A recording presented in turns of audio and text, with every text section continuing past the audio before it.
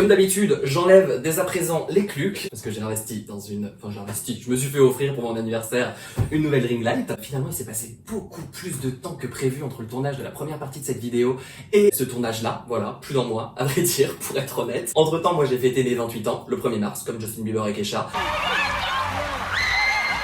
Aujourd'hui, je vais passer à la présentation de tous mes PC, qui sont essentiellement des surfaces. J'ai aussi deux PC Thomson qui sont ici. Alors, je pense que personne ne les connaît, à juste titre, ça ne vaut pas le coup.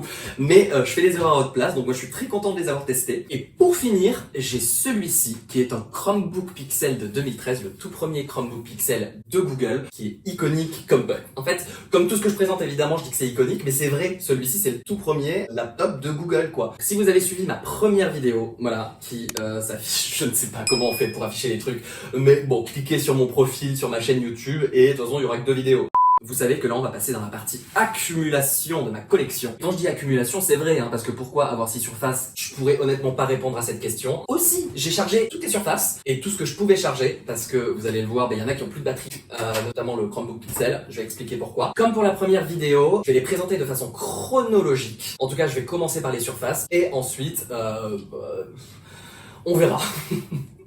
Mais avant de commencer, je voulais faire un petit point très important sur les surfaces, en tout cas que je n'ai plus, parce que j'ai testé vraiment pas mal de produits de la gamme Surface. Presque tous, vraiment, c'est maladif. En 2015, quand j'étais en BTS, j'avais une Surface 3, pas la Pro 3, la 3, avec un clavier rouge, magnifique. Je pense que Mélinda, tu t'en souviens encore. Et j'ose espérer surtout que tu regardes cette vidéo au moins jusque-là, parce que c'est que l'introduction, donc sinon c'est un petit peu vexant. Et j'ai aussi eu une Surface Pro 7, et j'ai aussi eu, après ça, une Surface Pro X, que j'ai vendue en novembre parce que j'avais besoin de sous pour Noël. Faire ce qu'on a. Du coup, c'est dit, ça fait du bien, donc c'est parti.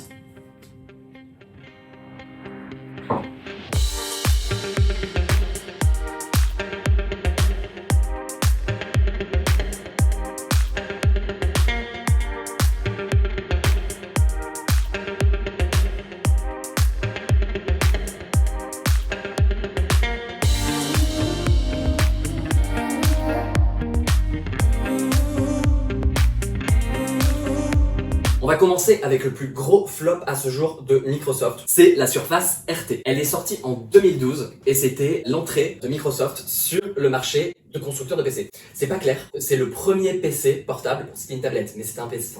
C'est compliqué justement. On ne sait pas trop ce que c'est. On n'a jamais rien compris à ce que la Surface RT était. Mais je tiens à préciser, avec un petit peu de recul sur toute cette histoire, que ça n'a pas été uniquement la faute de Microsoft si cette surface a été un flop total. Bah donc voilà, elles sont toutes les deux allumées. Ah, je suis content. Quel est mon mot de passe? Déjà, le clavier ne fonctionne pas. C'est pas possible. Toi, les deux claviers ne marchent pas. Whatever, major loser.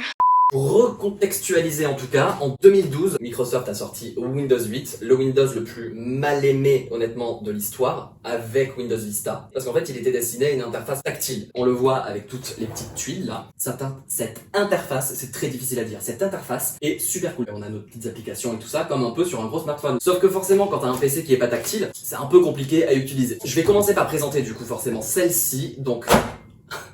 Elle tournait sous Tegra 3, c'est le processeur maison ARM de chez Nvidia, mais il était déjà un petit peu dépassé quand cette surface est sortie. C'est un peu le même truc qui s'est passé en 2017 avec la Nintendo Switch. C'est un processeur Nvidia aussi qu'il y a dessus. Pour la Switch, c'est pas trop grave, il y a plein de gens, les hardcore gamers, qui s'en plaignent. Mais honnêtement, moi quand je joue à Assassin's Creed sur la Switch, c'est fluide, ça marche, c'est beau. Mais celle-ci, elle aurait dû être puissante. Parce qu'en fait, c'est le premier PC ARM de l'histoire. C'est pas juste le premier PC de Microsoft, avec un Windows spécialement adapté. Voilà, Windows 8 RT, qui n'était pas tout à fait le même que Windows 8 tout court. Là, on est en train de rentrer dans ce qui n'allait pas dans la communication de cette surface. Avant sa sortie, quand ils l'ont annoncé, donc ils ont annoncé les deux produits, la version ARM et la version Intel, ils ont pas expliqué la différence. Apple fait pareil, iPhone normal, iPhone Pro. Sauf qu'en fait, sur ton iPhone normal, tu peux faire exactement la même chose que sur ton iPhone Pro. Là, c'était pas du tout le cas. Je te demande pardon. Donc si je récapitule, Microsoft, ils ont sorti deux produits complètement différents, enfin qui se ressemblaient énormément, c'était la même gueule. Et ils ont fait qu'une seule campagne de communication. Une pub iconique d'ailleurs. Je vais essayer de trouver des extraits, je sais pas si c'est de droit, mais de...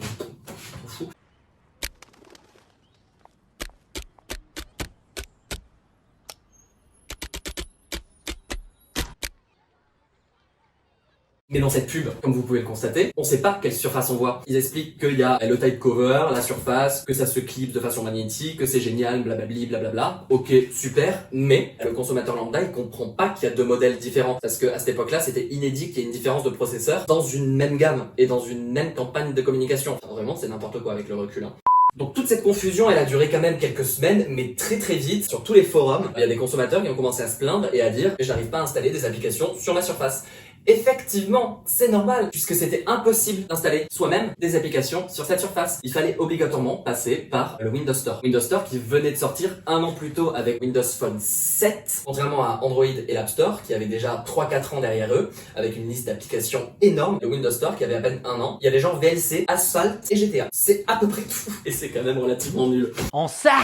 Bref, pour conclure là-dessus, une tablette Windows qui fait pas tourner les applications Windows, honnêtement, ça a coincé un petit peu, surtout à 600 balles. Donc c'est ça qui a été reproché à Microsoft. Donc au final, c'est pas grand-chose. Enfin, c'est pas grand-chose. C'est une grosse pierre à l'édifice de l'échec de tout ça. Mais ça aurait pu être décoincé très facilement s'il y avait eu des applications. En fait, c'est le seul point qui a tout cassé. Ce qui est complètement con. Vous remarquez que je passe beaucoup de temps du coup sur l'histoire de la Surface RT, mais moi c'est une histoire qui me passionne parce qu'en fait c'est mauvais choix, je peux pas les comprendre en fait. Je trouve ça stupide. Donc voilà, bon, Microsoft ne s'est pas arrêté du coup à cet échec. Heureusement pour nous, parce que sinon la gamme Surface n'existerait pas et j'aurais la moitié de ma collection au final, j'aurais que des Macs.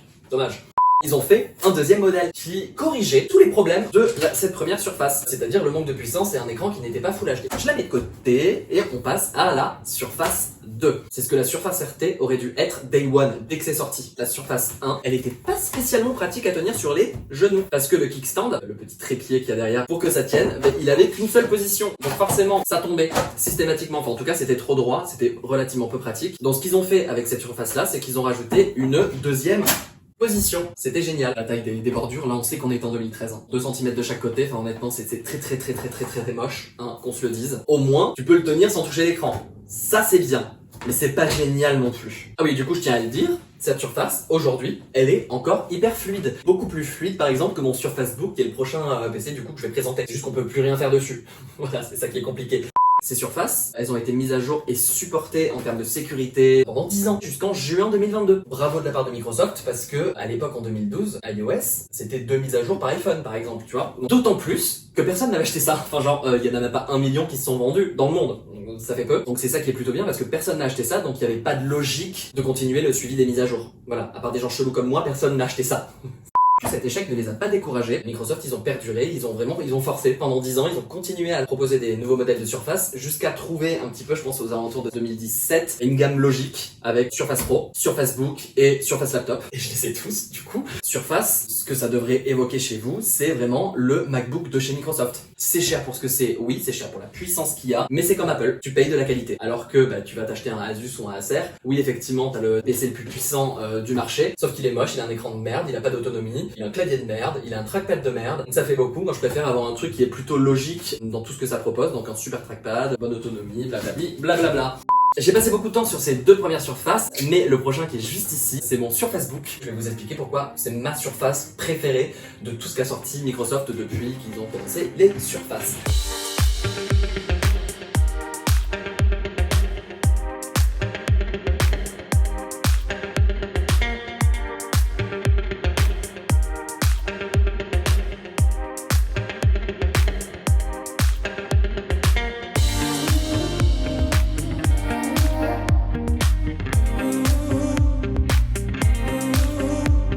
On passe à mon Surface Book qui est magnifique, déjà oui vous pouvez le dire. Moi j'ai la version de 2015 parce que c'est la moins chère. J'aurais adoré avoir celle de 2020. Regardez-moi la bête. Moi ce que je préfère le plus c'est quand on le ferme, ça, cette charnière.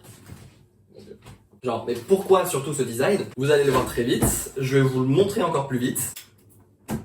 Bim. Donc le Surface Book, qu'est-ce que c'est? Eh bien c'est le tout premier PC portable de Microsoft. Attends, le tout premier PC portable de Microsoft, c'était la Surface RT? Non, c'était la toute première tablette de Microsoft. La Surface RT et la Surface Pro, c'est des tablettes qui faisaient ordi. Mais ça, c'est un ordi qui fait tablette. Donc le Surface Book, en fait, il est sorti pour compléter la gamme Surface d'une façon hyper logique. Ça, sur les genoux, ça tient. La Surface, tu fais ça, elle tombe par terre, elle se détache. Alors ça, on pourrait pas l'imaginer parce que j'ai 58 surfaces. Mais moi, je suis pas très tablette. J'ai vraiment aucune logique, je sais. Mais là, le fait d'avoir un PC qui se transforme en tablette, c'est génial. Par exemple, quand je regarde Pékin Express le jeudi soir, la flemme d'être sur le canapé avec l'ordi sur les genoux et tout, tu prends en mode tablette et au moins, t'as tout ce que tu faisais avant directement. Là, tu pourrais me dire, ouais, mais tu prends ton iPad. Oui, mais non, c'est pas la même machine, donc tu perds tout. Par exemple, comme là, je suis en train de regarder une vidéo, j'ai commencé à le regarder en mode PC portable. Là, ouf, je peux le regarder en mode comme ça. Donc par contre, évidemment, tout n'est pas parfait avec cette Surface. Déjà, quand il est sorti, c'était un peu hors de prix. Moi, c'est la version de base, sans la puce Nvidia, du coup, qui est dans le clavier. 1499$ en 2015. Et il proposait en plus la version avec la puce graphique, donc Nvidia, à 2000 balles. Ouf! Là, ça commençait à chiffrer. Mais après, en fait, tu gagnais 2 produits en un. Donc au final, c'était pas si cher que ça. Par exemple, si t'es dessinateur, tu mets l'écran dans l'autre sens, pouf! Ça, c'est génial, c'est très intelligent, honnêtement, c'est hyper smart d'avoir fait un produit comme ça parce que ça n'existait pas. Donc bref, moi je l'ai acheté il y a pas si longtemps, je pense que c'était en septembre ou en octobre. En termes d'occasion, tu les trouves plutôt vers les 500€. Moi personnellement, j'ai payé celle-ci que 350€. Donc vraiment à 350 balles, forcément, j'ai pas réussi à me dissuader, donc je l'ai acheté, j'y suis allé, je suis content.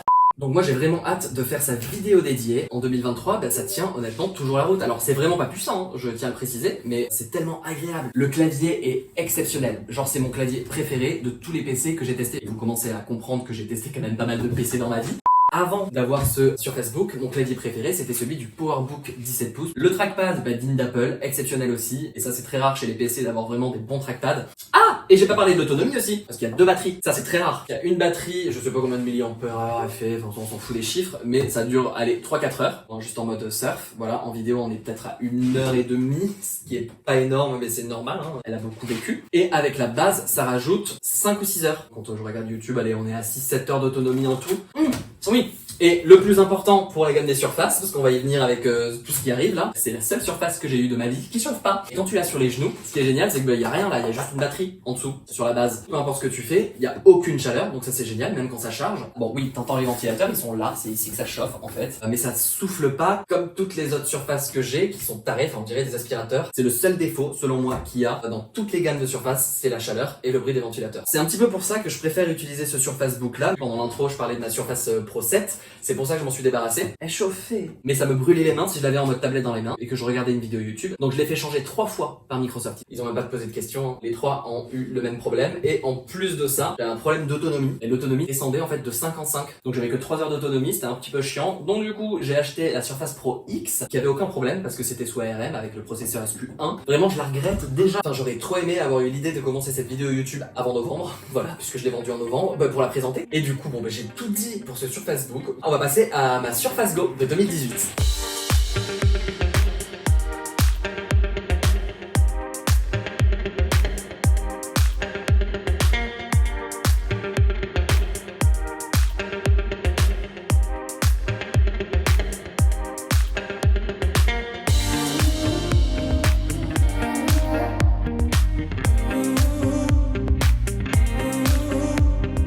Donc maintenant, on va passer à cette Surface Go. Que dire ?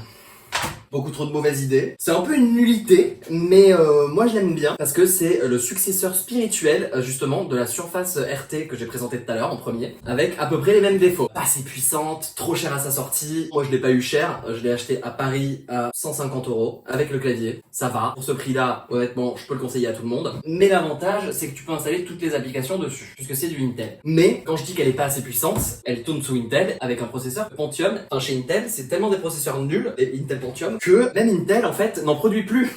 Je comprends vraiment pas pourquoi ils ont pas mis des processeurs ARM genre le SQ1, le SQ2 ou le SQ3. Mais les Pentium, honnêtement, oui bon, ça chauffe pas, ça c'est un avantage, mais tu peux rien faire dessus. Enfin honnêtement, même ouvrir une page internet, mais le processeur il est saturé, il est à 100%. Je sais très bien qu'ils allaient pas mettre un i5 ou un i7 là-dessus, encore moins un i9, mais un Intel Pentium, comme ils font d'ailleurs dans la version 3, maintenant c'est un Core i3. C'est un peu plus logique, oui, il y a plus de puissance. Donc à 150€, j'ai la version haut de gamme avec 8Go de RAM et le SSD de 128Go, parce que la version entrée de gamme c'est 4Go de RAM. Bon, soit c'est pas trop gênant pour ce que c'est, mais c'est un stockage eMMC, donc c'est du 64Go qui est très lent. Et justement, ce stockage-là, je l'ai sur le prochain que je vais présenter, donc le Surface Laptop Go. C'est pas spécialement dérangeant, mais c'est toujours mieux d'avoir la version haut de gamme. Voilà. D'autant plus que les testeurs disent tous, prenez la version haut de gamme parce que il y a une super grosse différence avec le SSD et le eMMC, sauf que c'est pas vrai. Autre défaut qui est par contre là inacceptable, elle est incompatible avec Windows 11. Enfin, officiellement, évidemment, parce que moi j'ai Windows 11 dessus, d'ailleurs je vais l'allumer. C'est pas logique, le produit a 2 ans et il est pas compatible avec le système qui sort 2 ans après. Encore une fois, ça c'est un mauvais choix. Mais ça fonctionne bien sur Windows 11, ça fonctionne mieux que sur Windows 10, je trouve. Moi j'ai réussi, c'est très simple à installer, mais le commandé mortel ne le fera pas, il y a marqué incompatible, il se pose pas de questions, il continue à faire les mises à jour de Windows 10 quoi. Pour configurer votre appareil à l'aide d'un lecteur d'écran, activez le narrateur en appuyant sur Windows et contrôlez... Bah non, alors ça c'est très dérangeant. Donc je crois avoir tout dit, c'est-à-dire pas grand chose, mais suffisamment quand même. Donc on va passer à mon ordi qui devrait être mon daily driver justement, ma Surface Laptop 3, qui est super cool, mais qui finalement n'est pas assez cool pour remplacer mon Surface Book.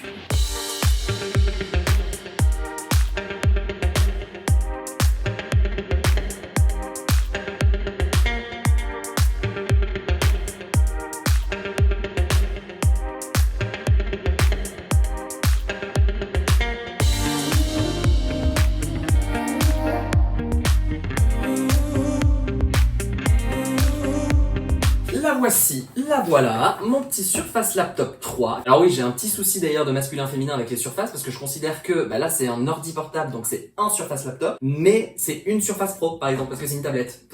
C'est très compliqué. Hein. Ça devrait être la perfection. Comme vous le remarquez d'ailleurs, c'est comme les MacBooks, ça s'allume tout seul quand on l'ouvre et ça s'allume genre hyper vite. Voilà. Tous les Surface Laptop ont le même design depuis 2017, depuis le Surface Laptop 1, et maintenant, en 2023, on est au Surface Laptop 5. Celui-ci a 2 générations de retard, mais c'est pas spécialement gênant, parce que c'est le modèle entrée de gamme, avec le clavier en Alcantara. C'est tellement agréable quand tu mets tes mains dessus comme ça, c'est jamais froid, c'est doux. Il y a plein de testeurs qui n'arrêtent pas de dire que le design est hyper daté, que les bordures sont hyper grosses, machin et tout. Je trouve pas. C'est encore hyper moderne, car le truc est hyper fin, hyper beau, hyper léger. Les finitions, enfin ça ne craque pas, c'est exceptionnel. On peut l'ouvrir d'une seule main comme les MacBooks. Les charnières bougent pas, l'écran évidemment est tactile.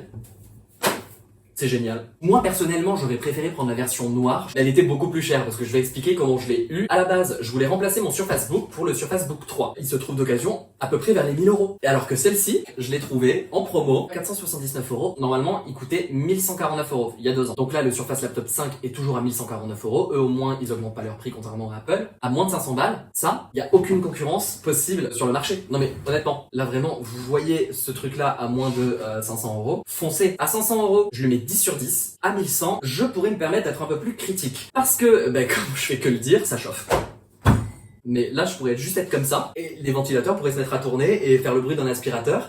Pour rien, Intel et ses processeurs de 10e génération, c'est de la merde. Tout simplement. Ça chauffe beaucoup trop pour ce que c'est. Mon Surface Laptop Go a exactement le même problème et c'est même encore pire parce que vu qu'il est plus petit, il y a moins de dissipation de chaleur. Et oui, ce qu'il faut savoir aussi, la version entrée de gamme du laptop et la version entrée de gamme du Surface Book, et c'est exactement la même chose. C'est la même puissance à l'intérieur. Donc du coup, quand je trouvais des Surface Book 3 d'occasion à 1000 €, alors que ça, je l'ai payé moins de 500 neuf, il m'en fallait pas plus. Oui, effectivement, le seul truc que je perds, c'est que je peux pas arracher l'écran. Et surtout, il y a eu la Surface Laptop 4 et la Surface Laptop 5 qui sont sortis, mais en termes de performance, c'est exceptionnel. Même par rapport à mon MacBook Pro, c'est plus lent que celui-ci, parce que il y a une optimisation aussi qui est faite derrière. Et Windows 11 est tellement bien optimisé que tu cliques sur un truc, ça s'ouvre direct. Ça, vraiment, c'est génial. Il faudrait juste qu'ils fassent la même version à 900 € avec un processeur ARM, et là, ils pètent le game.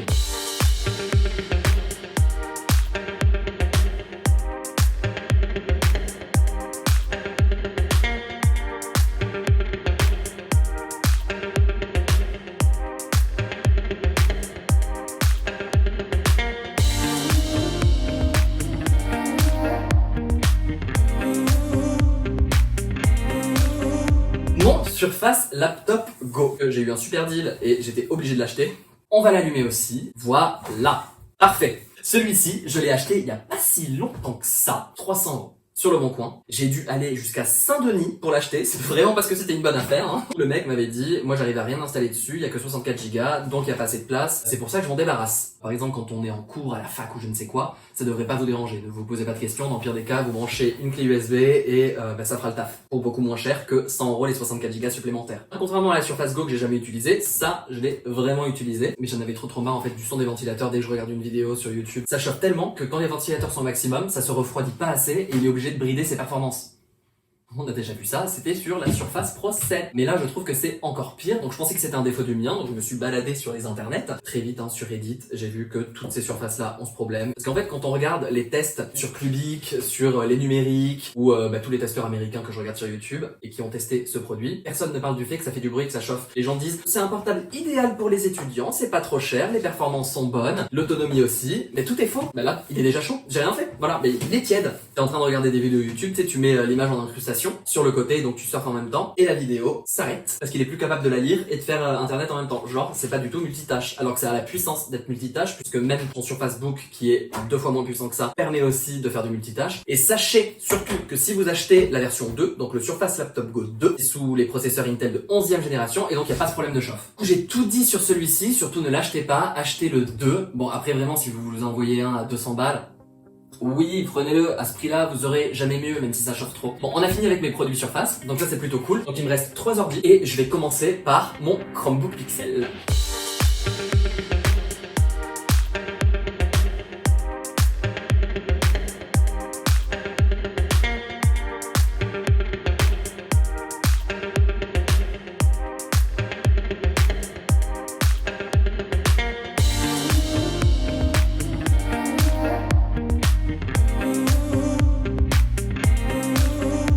Voilà mon Chromebook Pixel de 2013. J'imagine que pas grand monde le connaît, c'est normal. Il a été vendu uniquement aux États-Unis, même pas pour le grand public en plus, c'était que pour les développeurs. 1200 balles, 4 Go de RAM, 32 Go de disque dur. Cette version, c'est la version haut de gamme avec 64 Go, mais ça reste quand même pas assez du tout pour ce prix-là. C'était une sorte de vitrine un petit peu technologique pour montrer ce que les Chromebooks haut de gamme pouvaient être. Parce que oui, du coup, ça, c'est le tout premier Chromebook de Google qu'ils ont fait eux-mêmes. Celui-ci, je l'ai payé 280 $ seulement parce que je l'ai trouvé une annonce sur eBay aux États-Unis, dans le Texas, plus exactement, ça m'avait marqué. Et surtout en euros avec la conversion et avec les taxes et avec les frais de port, je l'ai eu pour 320 €. Ça valait hyper le coup. Aujourd'hui, c'est dommage et je vais pas l'allumer. Je vais vous montrer pourquoi. Donc évidemment, bon, le chargeur, il a la prise américaine, jusque là tout va bien, mais il est surtout complètement dénudé et ça s'est fait tout seul au fur et à mesure du temps. Je l'ai vraiment utilisé pendant 1 an quand j'étais en bachelor. Là, c'était plus en BTS, donc c'était en 2017. Et vraiment dans la classe, mais personne ne connaissait ça. Forcément, déjà, j'étais le seul à avoir un Chromebook, donc ça c'est plutôt cool aussi. Mais surtout un Chromebook Pixel en QWERTY. Mais du coup, dans la classe, honnêtement, tout le monde me dit, mais attends, c'est quoi ton ordi? Il est super stylé, il est super beau. Je pouvais dire, ouais, je l'ai acheté aux États-Unis et tout ça. Alors, on n'a pas mis les pieds dans le Texas, jamais de la vie. Et dernièrement, donc c'était en 2018 quand j'étais dans ma chambre de bonne, donc je l'utilisais plus. Donc il était entreposé et au bout d'un moment je l'ai vu, il était épais comme ça et je me suis dit ouh là là. Et en fait la batterie a gonflé. J'ai voulu racheter une autre batterie, sauf que je me suis fait arnaquer 2 fois. Heureusement que ce soit sur eBay ou sur des sites que je connais pas trop. Moi j'utilise PayPal. Ils m'ont remboursé sans poser de questions. J'aurais pu vous l'allumer mais j'ai vraiment peur qu'avec ça, la dernière fois que je l'ai branché en fait, j'ai vu des étincelles. C'est tout ce que j'ai à dire sur ce Chromebook Pixel. On va passer au PC Thomson que j'ai. C'est parti, go.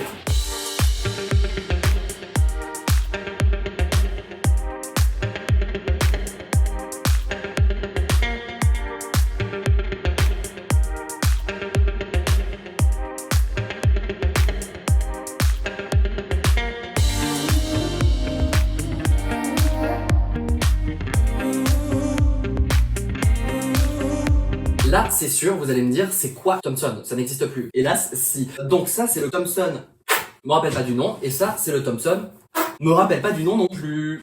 Celui-ci c'est un 14 pouces et celui-ci c'est un 11,6 pouces. Je vais faire de façon chronologique. Celui-ci c'est le premier que j'ai acheté en 2018 si je me souviens bien. Et en fait, je sais pas si vous vous rappelez, Conforama a décidé de proposer des PC bas de gamme. Genre, quand je dis bas de gamme, c'est 149 € le PC portable. Un ordinateur ne peut pas coûter 149 € neuf. Ce n'est pas possible. Ce qui par contre est inadmissible, c'est le disque dur. 32 Go, comme sur un Chromebook. Sauf que là-dessus, c'est Windows 10. Et la grosse arnaque et le gros problème, c'est que il est impossible de mettre à jour Windows 10 là-dessus. Parce qu'avec les 32 Go, et c'est pas assez pour faire une mise à jour Windows. C'est vraiment les claviers chinois où tu colles des autocollants AZERTY dessus, c'est vraiment à peu près ça. Et le trackpad, oh là là, un des pires qui existent sur Terre, c'est normal, ça vaut 149 balles. Écoutez, le clic, ça fait bouger l'écran quand je clique dessus. Quand je clique, ça tord le truc parce que c'est du plastique, c'est de la merde, vraiment, c'est incroyable. Celui-ci, alors là par contre, La qualité de fabrication est quand même vachement meilleure. C'est de l'aluminium, c'est un écran tactile, le trackpad est nul aussi, mais en vrai ça passe pour du Windows. Le clavier est cool, mais il est vraiment trop petit. Et le principal avantage, c'est que c'est un convertible. Donc c'est hyper cool. Il y a rien à dire, il est réellement beau. Est-ce qu'il va s'allumer? Bah non, il va pas s'allumer. Parce qu'en fait, la batterie ne fonctionne plus. En fait, elle fonctionne, mais c'est juste que Windows ne détecte pas qu'elle charge. Je l'ai laissé 6 mois dans mon placard. Et entre temps, la batterie donc s'est mise à 0, sauf qu'elle n'était pas à 0. Mais Windows pense toujours qu'elle est à 0. J'ai débranché la batterie, j'ai rebranché la batterie, je l'ai allumé sans batterie. Impossible. Il ne s'allume pas tout seul, mais s'il est branché, il s'allume. Ensuite, on peut débrancher. Moi, j'avais mis une vidéo en 4K sur YouTube pour voir combien de temps ça durait, voir si la batterie était vraiment chargée ou pas. Et il avait duré plus de 5 heures en faisant une vidéo 4K fluide. Ah oui, d'ailleurs, ça lit les vidéos 4K, ce truc. C'est impressionnant parce que c'est encore une fois la même puissance que ma Surface Go 2018. Donc c'est clairement le petit frère de celui-ci avec 2 ans de recherche et développement. Je plaisante, il y a aucune recherche et développement chez Thomson. En fait, ils achètent des PC chinois, ils collent leur marque, ils mettent de l'azerty et ils le vendent en France comme s'ils l'avaient fabriqué. Voilà, parce que Thomson est une marque française, il y a rien de français là-dedans, hein, je précise. Ça valait 199 € et là, honnêtement, c'est un sans faute. Il est super. Il y a rien à dire, ça vaut son prix. Tout ce qui est proposé là-dedans est logique en fait. C'est un petit PC, pas très rapide, mais pas trop lent non plus. Ça, honnêtement, j'aurais pu le recommander à des gens qui ont pas trop de moyens et tout ça. En plus, c'est de l'USB-C, donc enfin voilà. Et il est joli. Et il est solide. Évidemment, ça ne s'ouvre pas à une main. Ça reste un PC. Bas de gamme d'autant plus. Vous, si vous avez une solution pour faire remarcher la batterie, sachant qu'elle fonctionne, en fait, c'est juste le cerveau, le processeur de la batterie qui a un problème, et j'aimerais le remettre à 0. Si vous avez une idée de comment on fait, n'hésitez pas à me le dire, parce que quand même, ça vaudrait le coup. C'est fini pour ma collection. Voilà. Hop, voilà, du coup, c'est le moment de conclure. Enfin, je finis cette vidéo dans le noir. On a fait le tour de tous mes PC. Je suis très content parce que maintenant, ce qui vous attend sur cette chaîne, c'est les tests individuels de chacun de mes PC et Mac. Ma prochaine vidéo, dans la logique, ça devrait être la vidéo test 2023 de mon MacBook Unibody 2009. Qu'est-ce que ça donne en 2023? Eh bien, j'y répondrai à ce moment-là. Donc voilà, bah écoutez, c'est tout pour moi.